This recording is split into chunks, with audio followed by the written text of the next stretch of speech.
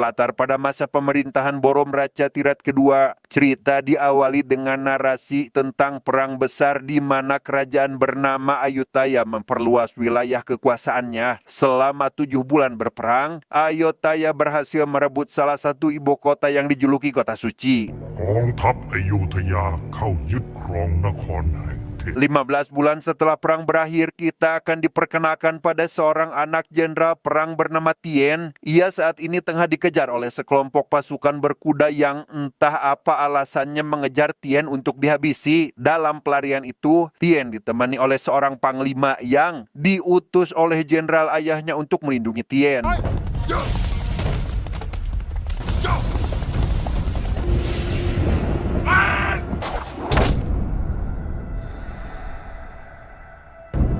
Berkat pengorbanan yang dilakukan oleh si Panglima, Tien berhasil lolos dari pasukan berkuda meski kini tidak tahu kemana harus pergi. Hingga keesokan harinya, ia ditemukan oleh sekelompok penculik sekaligus penjual budak dan dibawa bersama para korban penculikan.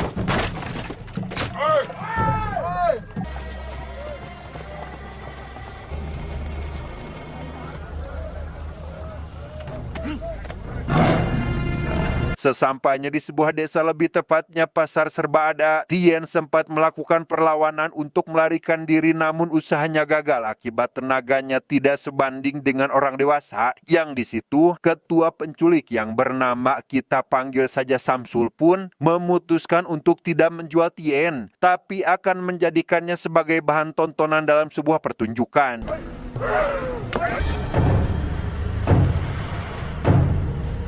Entah pertunjukan seperti apa, Tien dilumuri darah hewan terlebih dahulu dan dibawa ke depan sebuah kolam. Namun karena sebelumnya Tien sempat mengantongi sebuah batu, ia menggunakan batu tersebut untuk menyerang Samsur dan...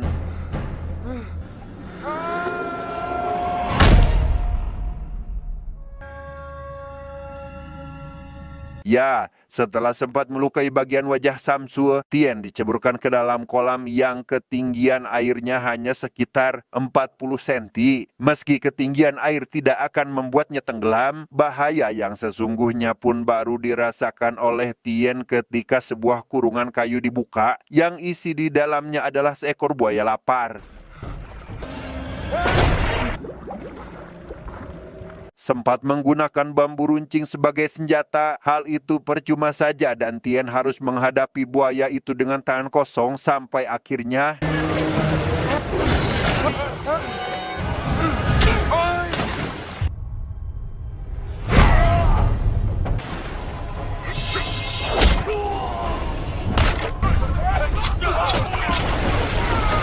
Dan ya, keributan pun seketika terjadi tatkala seorang pria bernama Cernang melakukan kerusuhan. Entah siapa dia dan pasukannya, namun yang pasti apa yang dilakukannya adalah untuk menyelamatkan Tien.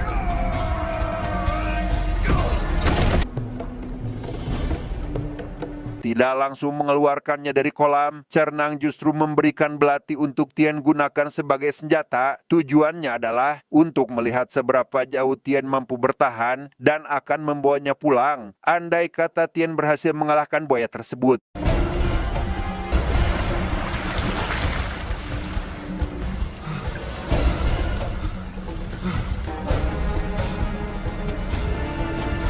Singkat cerita, Tien pun dibawa pulang ke kampung halaman Cernang dan dipertemukan dengan seorang ahli supranatural bernama Cheng Pa. Meski tidak bisa melihat, mata batinnya tidak bisa diremehkan. Bahkan beliau langsung bisa merasakan jika Tien akan menjadi sosok petarung tangguh. Bahkan diramalkan dapat menguasai dunia karena takdirnya yang begitu kuat.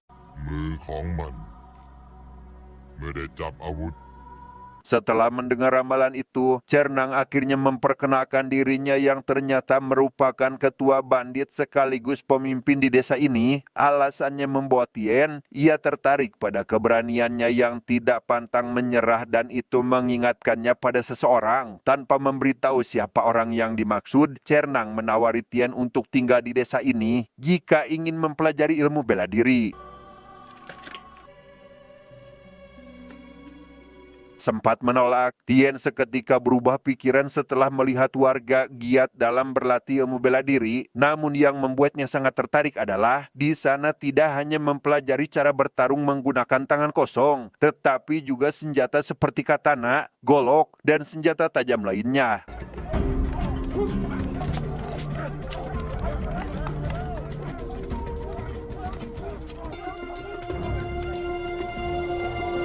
Setelah kondisinya benar-benar pulih, Tien langsung menjalani kesehariannya dengan berlatih dimulai dengan teknik dasar menggunakan pedang. Beberapa hari menjalani latihan, ia resmi dianggap sebagai warga di desa itu sekaligus jadi bagian dari kelompok bandit di bawah kepemimpinan Cernang.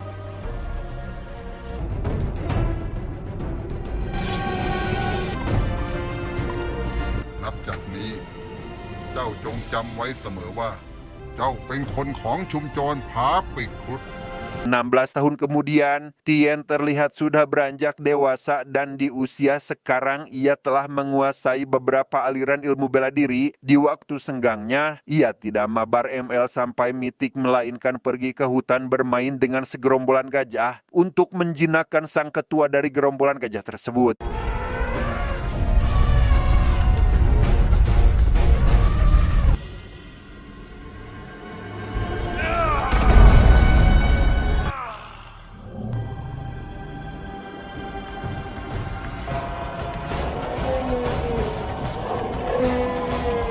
Di hari itu juga, Tien mengikuti ujian terakhir dari Cernang, yaitu harus mengalahkan 4 anak buah terbaiknya. Tahap pertama, ia dihadapkan dengan sosok ahli judo yang tentu lihai dalam menggunakan pedang. Namun Tien dengan mudah bisa mengalahkannya.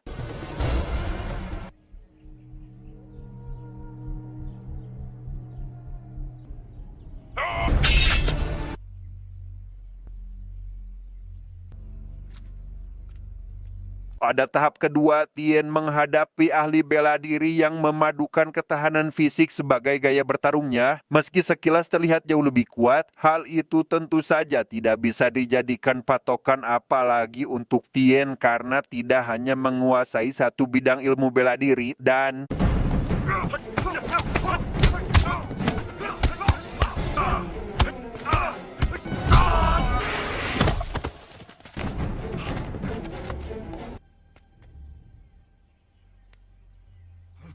selesai dengan itu, Tien kali ini harus berduel melawan petarung Muay Thai yang katanya terbaik di desa itu. Meski awalnya kesulitan, ia pada akhirnya berhasil memenangkan duel yang membuat Cernang bangga karena dia telah berhasil mendidik Tien sampai seperti ini.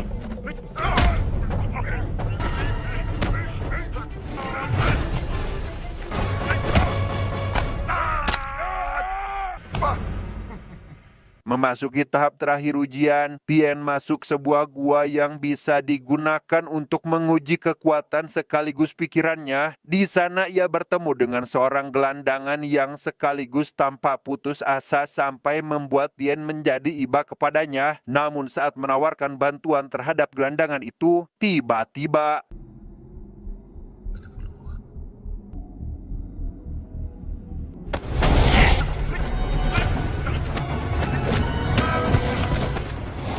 ya, Tien seketika diserang oleh si gelandangan yang ternyata ini merupakan bagian dari tahap ujian yang karena gelandangan itu lincah saat bertarung, ia pun cukup dibuat kesulitan dalam menghadapinya.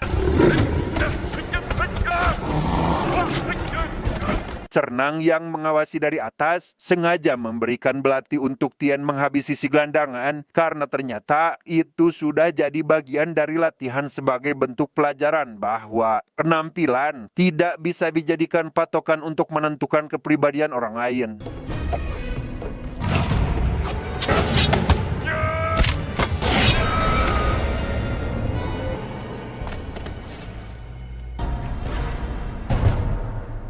Singkat cerita, Tien akhirnya dinyatakan lulus ujian dan langsung diangkat sebagai ketua bandit baru menggantikan Cernang. Di depan para warga, ia diberi belati sebagai bentuk simbolis tanpa ada satupun warga yang menentang kebijakan tersebut.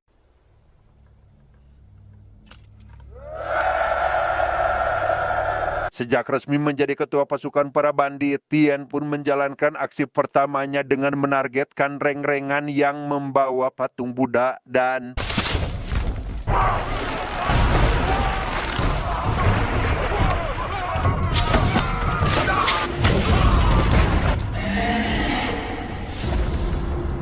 saat melihat patung Buddha tersebut, Tien seketika teringat pada masa kecilnya saat kedua orang tuanya mengantarkan dia ke sebuah desa bernama Desa Penari. Di sana Tien dititipkan pada seorang sesepuh desa bernama Bua, yang mana itu sengaja orang tuanya lakukan demi keamanan anak mereka. ข้านั้นเหมือนถูกควักเอาดวงใจออกจากร่าง Sebelum pergi, orang tua Tien terutama sang ayah memberitahu Bua terlebih dahulu bahwa salah satu panglima kerajaan bernama Raja Sena telah melakukan pengkhianatan demi mengambil tahta panglima tertinggi. Sehingga dari sini diketahuilah alasan kenapa Tien sampai dititipkan kepada Bua, karena sang ayah selaku jenderal di kerajaan akan jadi incaran Raja Sena. ข้าจะพยายามที่สุดเท่าที่จะทำได้ Setelah kedua orang tuanya pergi untuk kembali ke kota, Tien pun menjalani kehidupan baru di desa tersebut dan mendapat teman baru bernama, kita panggil saja Yuli. Karena keduanya langsung akrab, ia mengungkapkan kekesalannya terhadap ayahnya sendiri bahwa yang dia inginkan sebenarnya adalah belajar ilmu bela diri, bukan dikirim ke desa ini untuk jadi seorang penari. Pada suatu hari, Tien dijemput oleh salah satu anak buah ayahnya yang mengaku telah diutus untuk membawa Tien pergi dari desa. Sebelum berangkat, ia memberikan sebuah gelang untuk Yuli sebagai kenang-kenangan sekaligus pengingat jika dia akan kembali untuk menemuinya.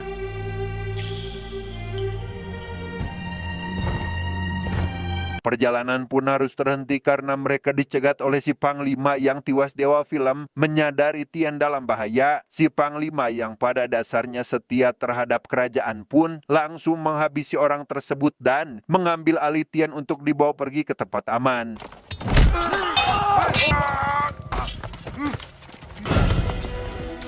Berlokasi di sebuah desa yang kondisinya sangat kacau. Di tempat itu Tien menyaksikan kedua orang tuanya dianiaya oleh Raja Sena dan pengikutnya. Dengan mata kepalanya sendiri, ia melihat detik-detik terakhir ibunya tewas disusul sang ayah yang juga dihabisi oleh seseorang yang mengenakan jubah hitam.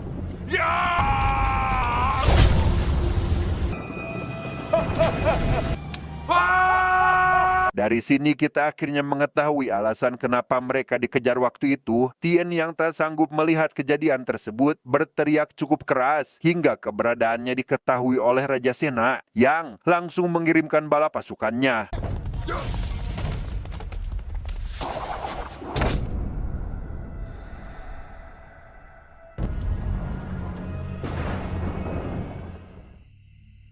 Kembali ke masa sekarang, kita akan melihat Samsul dan beberapa anak buahnya yang ternyata masih hidup tetap menjalankan bisnis penjualan budak. Di depan banyak orang, ia menghajar salah seorang warga yang ingin mengeluarkan anaknya dari dalam kurungan sampai akhirnya terhenti saat ada seseorang melemparkan sebuah guci tepat ke wajah Samsul.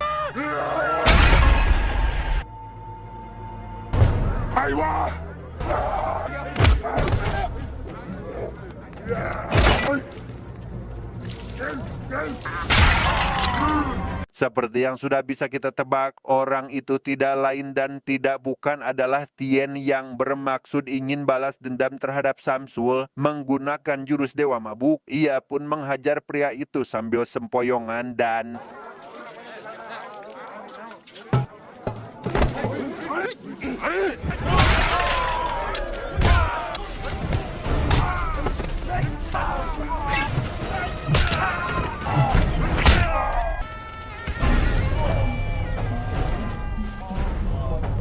beres dengan gelombang pertama, Tien harus menghadapi anak buah Samsul yang jumlahnya kali ini jauh lebih banyak. Masih dengan bermodal jurus sama yaitu Dewa Mabuk, ia pun berhasil mengalahkan mereka sampai salah satu di antaranya mengeluarkan sisa sarapan pagi.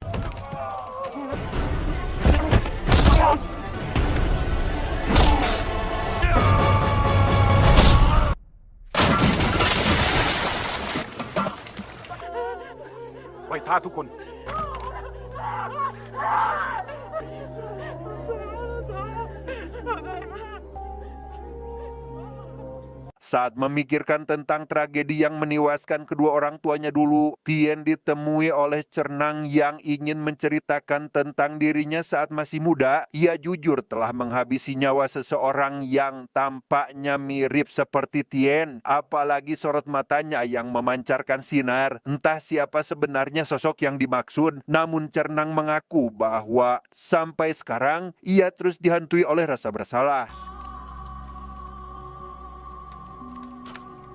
Singkat cerita, esok pagi pun Caang, tanpa melibatkan kelompok bandit, Tien pergi seorang diri menuju istana kerajaan untuk balas dendam atas kematian orang tuanya, yang mana di tempat itu Raja Sena sedang mengadakan acara yang dianggap sebagai ritual suci untuk memberi penghormatan kepada dewa.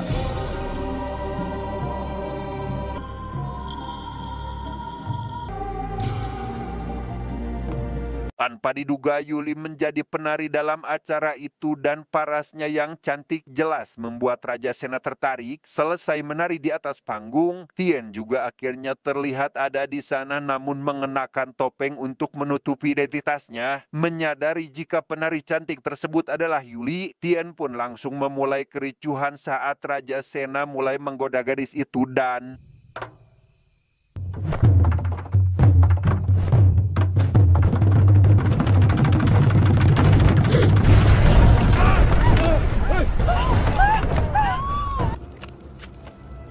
Ya, Tien pun membabi buta menghajar Raja Sena termasuk semua prajurit yang ada di sana. Entah ini sudah menjadi akhir bagi Raja Sena atau tidak, Tien memilih pergi karena menganggap misinya sudah selesai, meski sebenarnya ingin bertegur sapa dengan Yuli.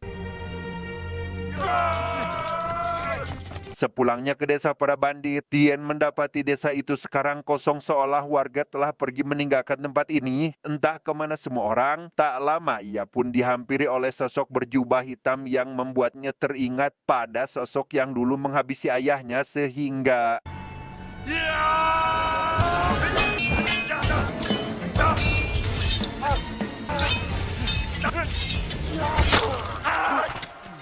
Dikira hanya satu orang, Tien rupanya harus menghadapi puluhan sosok berjubah hitam yang terus bermunculan. Entah siapa sebenarnya mereka, namun yang jelas, kemampuannya tidak bisa dianggap remeh.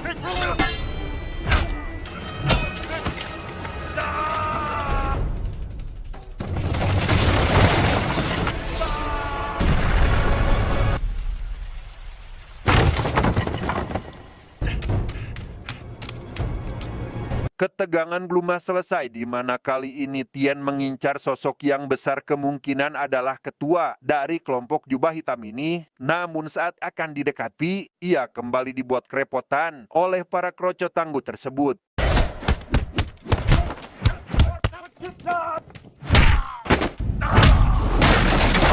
Tiba di waktu Tien berhadapan langsung dengan sosok yang diduga sebagai ketua jubah hitam, ia pun dibuat kelang kabut hingga jatuh setelah bagian perutnya terkena katana. Meski begitu, Tien menolak untuk menyerah dan kembali bangkit demi menghadapi mereka.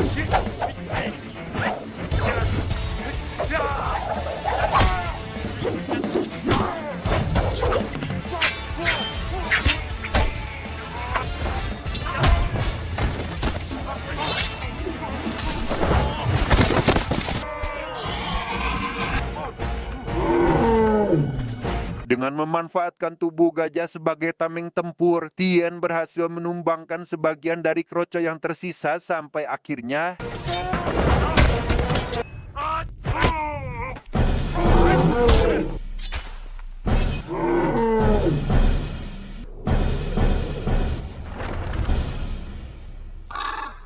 Ya, muncul sosok lain yang tampaknya seperti penyihir. Tien benar-benar dibuat kewalahan sampai tidak menemukan celah kesempatan untuk membalikan keadaan, apalagi setelah panglima dari kerajaan datang membawa serta pasukannya dan...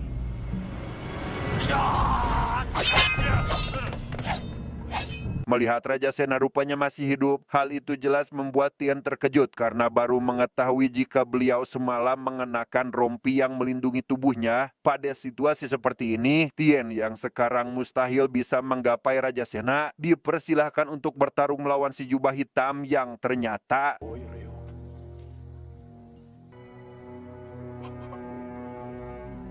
Ya, si jubah hitam rupanya adalah Cenrang yang selama ini telah membesarkannya. Dengan fakta bahwa Cenrang merupakan pelaku atas kematian sang ayah, hal itu jelas membuat Tien merasa terpukul, begitu juga Cenrang yang baru menyadarinya. Dan kini mereka harus melakukan duel untuk menentukan nasib Tien karena Raja Sena berjanji akan melepaskannya jika berhasil memenangkan duel.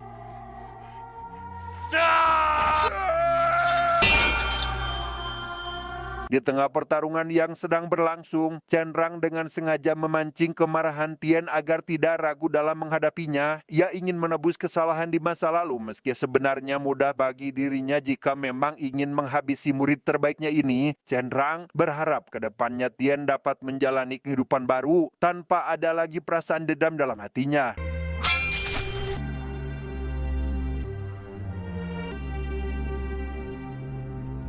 Malang bagi Cenrang, Raja Sena sedari awal ternyata tidak ada niatan untuk menepati janji dan kini meminta pasukannya untuk membawa Tien ke istana. Ia ingin bersenang-senang dengan cara membuat Tien menderita sebelum nantinya dihabisi. Tamat.